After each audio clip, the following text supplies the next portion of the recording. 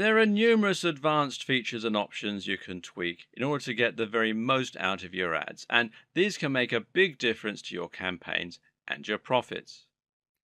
For example, there's negative keywords. Now, negative keywords allow you to add keywords that you want to ensure don't bring up your ads. Now, normally Bing and Google will show you ads based on very similar keywords, though Google does this more than Bing, meaning that if your keyword is fitness books, you might find your ads showing up on free fitness books. The only problem? Well, someone searching for a free fitness book probably doesn't want to pay $20 for a fitness book. So in this case, it would be pertinent to make free a negative keyword so that people looking for free things are excluded from your campaign. Then there are dynamic keywords, and dynamic keyword insertion allows you to automatically insert your keywords into your ad's title or text.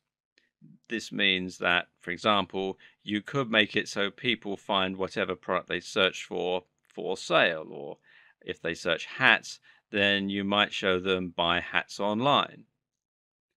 Another neat feature of Bing is the ability to add ad extensions. This will allow you to add things like links to your site, locations on a map, or a click to call button. An ad extension means that, for example, you could get your customers to call you right from the Bing search results on their mobile. The site link is used to link people into deeper pages of your site, such as specific item listings in your store, for example. Targeting allows you to specifically target the type of person you want for your ads even more. By clicking Advanced Targeting Options, you'll be given the option to select your viewers by their genders and ages. That's based on their Microsoft accounts. By the device that they're on, perhaps if you're selling an app, you might want to target mobile devices, for example, and by schedule. Schedule is important because it means you can avoid wasting money showing ads at 3 a.m. in your local area. It also means you can get even sneakier and, for example, show ads only later in the evening. As it gets later and we become tireder, we actually become more impulsive and thus more likely to click buy on an advert. You can use Bing Ads to set up goals and then see how customers are interacting with those goals. You may recall that we discussed goals in an earlier video in the context of Google Analytics. We also discussed how you could use these to identify the best keywords for your ad campaigns. Well, once you have your ad campaign set up, you can actually integrate your ads directly with your goals. This is a much more valuable metric than simply your average CTR, your click-through rates, although that is still a useful measure. To set up goals, go to your campaigns and then click Shared Library and then Conversion Tracking.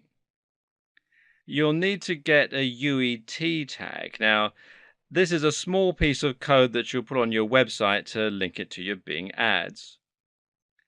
Just click here, Get Started, on the page here where you create your UET tag and follow the on-screen instructions. It's all fairly straightforward.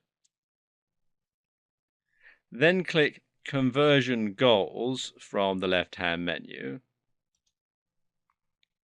And then click here where it says Create Conversion Goal, and once again follow the on-screen instructions.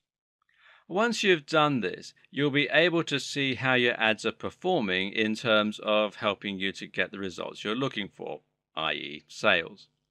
This in turn will allow you to see which ads you should be spending more or less on and whether or not you're actually getting ROI from them.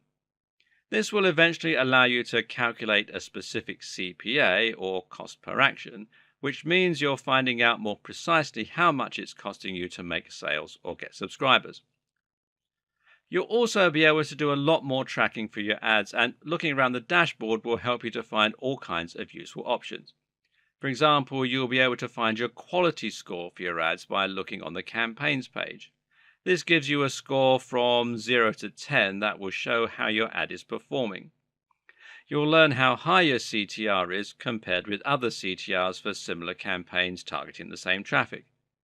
Anything about 7 is considered very competitive. 6 is competitive, and anything below is underperforming.